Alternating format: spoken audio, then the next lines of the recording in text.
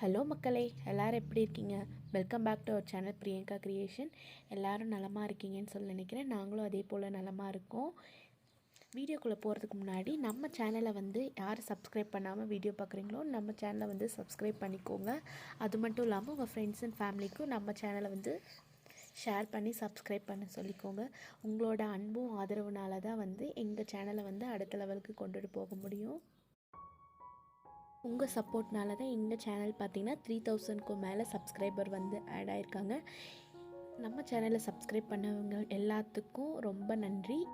இதுக்கப்புறம் நம்ம சேனலை சப்ஸ்கிரைப் பண்ண போகிறவங்களுக்கும் ரொம்ப நன்றி.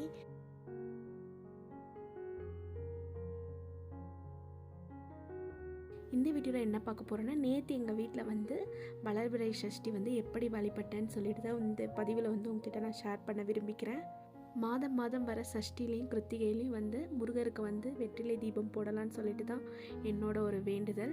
அதே போல் இந்த மாதம் பார்த்திங்கன்னா சஷ்டியும் கிருத்திகையும் ஒரு நாள் விட்டு ஒரு நாள் வந்தனால கிருத்திகைக்கு என்னால் வெற்றிலை தீபம் போட முடியல. அதனால் வளர்பிறை சஷ்டியில் வெற்றிலை தீபம் போட்டுக்கலான்னு சொல்லிட்டு தான் பிளான் பண்ணேன். அதே மாதிரி செவ்வாய்க்கிழமை முருகருக்கு உகந்த நாளில் வந்தனால சரி இன்றைக்கே தீபம் போட்டுடலான்னு சொல்லிட்டு இது பண்ணிட்டேன். எப்பயுமே வெற்றிலை தீபம் போடுறது எந்த நேரத்தில் போடலான்னா, காலையில் 6 to 7 ஹோரை நேரத்தில் போடலாம். மதியம் பார்த்திங்கன்னா 1 to 2 ஹோரை நேரம், நைட்டு 8 to 9 ஹோரை நேரத்தில் போடலாம். இப்போ வேலைக்கு போகிறவங்களா இருந்திங்கன்னா காலையில் டைமில் போடுறது உங்களுக்கு கொஞ்சம் ஈஸியாக இருக்கும். வீட்டில் இருக்கவங்கன்னா மதியான வேலையில் இல்லை நைட்டில் போட்டுக்கலாம். வெற்றிலை தீபம் போடுறனால நம்மளோட பிரச்சனைகள்லாம் முருகப்பெருமான் தீர்த்து கொடுப்பாருன்றது காலங்காலமாக சொல்கிற உண்மையே. அது கண்டிப்பாக வெற்றிலை தீபம் போட்டிங்கன்னா நிறைய மாற்றங்கள்லாம் தெரியும். அதே போல் எனக்கும் நிறைய மாற்றங்கள்லாம் தெரிஞ்சிருக்கு. தொடர்ந்து ஒரு 6 வாரம் போடலாம். அப்படி இல்லைனா 9 வாரம் இல்லைனா 12 வாரம் வாரம் வாரம் தவற விடாமல் வெற்றிலை தீபம் போடுறது ரொம்பவே நல்லது. இடைப்பட்ட வாரத்தில் எதனா ஒரு சூழ்நிலையால் நம்மளால் வெற்றிலை தீபம் போட முடியலனாலும் அடுத்த வாரத்தில் கம்ப்ளீட் பண்ணி வெற்றிலை தீபம் போட்டுக்கலாம். அது மட்டும் இல்லாமல் மாதம் மாதம் வர சஷ்டிலையும் கிருத்திகையிலையும் முருகரை வேண்டி நம்ம வெற்றிலை தீபம் போடுறது ரொம்பவே நல்லது. சஷ்டிக்கு பார்த்திங்கன்னா விரதம் எப்படி இருக்கலான்னா, சஷ்டியில் விரதம் இருந்தால் அகப்பையில் குழந்தை இருக்கும் அப்படின்னு ஒரு பழமொழியே இருக்குது. குழந்தை இல்லாதவங்க பார்த்திங்கன்னா சஷ்டி அப்போ விரதம் இருந்தீங்கன்னா கண்டிப்பாக முருகப்பெருமான் அகப்பையில் குழந்தை வரத்தை தருவார். கண்டிப்பாக முழு நம்பிக்கையோடு நம்ம சஷ்டியில் விரதம் இருந்தோம்னா எல்லா பிரச்சனையும் முருகப்பெருமான் தீர்த்து தருவார். முருகருக்கு உரிய மந்திரமான ஓம் சரவண பவ மந்திரத்தை 9 முறை சொல்லலாம். அப்படி இல்லைன்னா 108 முறை இல்லைன்னா 1008 முறை இந்த சஷ்டி அன்னைக்கு விரதம் இருக்கிறப்ப சொல்லுறது ரொம்பவே நல்லது. விரதம் எப்படி இருக்கலான்னு பார்த்தீங்கன்னா, காலையில் எழுந்த உடனே குளிச்சிடணும். நாளே பார்த்தீங்கன்னா வீடு வாசல்லாம் சுத்தம் பண்ணிடணும், ஃபோட்டோவெல்லாம் க்ளீன் பண்ணி வச்சிடணும். விரதம் இருக்க அன்னைக்கு காலையில் எழுந்து குளிச்சுட்டு சாமி ஃபோட்டோக்கு முன்னாடி விளக்கேற்றிடலாம். அப்புறம் ஹோரை நேரத்தில் தீபம் வெற்றிலை தீபம் போடுறது ரொம்பவே நல்லது. சஷ்டி விரதம் ஒரு வேளை உணவு எடுக்காமலும் இருக்கலாம், இல்லைனா ஒரு நாள் ஃபுல்லாகவும் விரதம் இருக்கலாம். அவரவர் உடம்புக்கு ஏற்றவாறு விரதம் இருக்கிறது ரொம்பவே நல்லது. அதே மாதிரி கிருத்திகையிலையும் அதே மாதிரி தான் விரதம் இருக்கணும். நிறைய பேருக்கு ஒரு சந்தேகம் இருக்கும், சஷ்டி அப்போ விரதம் இருக்கிறப்ப வெற்றிலை தீபம் அவசியம் போடணுமா இல்லை போடாமலே இருக்கலாம். அவங்க விருப்பத்துக்கு ஏற்ற மாதிரி வெற்றிலை தீபம் போடலாம். வீட்டிலையும் போடலாம். அப்படி இல்லைன்னா பக்கத்தில் கோவில் இருந்தாலும் கோவிலே வெற்றிலை தீபம் போடுறது நல்லது. வெற்றிலை தீபம் போடுறதுக்கு என்னென்ன தேவைப்படும்னா, வெற்றிலை 6 வெற்றிலை எடுத்து காம்பு கிழிக்கணும். அந்த காம்பை நம்ம விளக்கேற்ற போகிற விளக்கில் ஒவ்வொரு காம்பாக போட்டுட்டு தீபம் ஏற்றணும். அந்த மாதிரி தீபம் ஏற்றுறனால நம்மளோட பிரச்சனைகள்லாம் தீர்த்து முருகப்பெருமான் நமக்கு நல்ல வழி காட்டுவார்.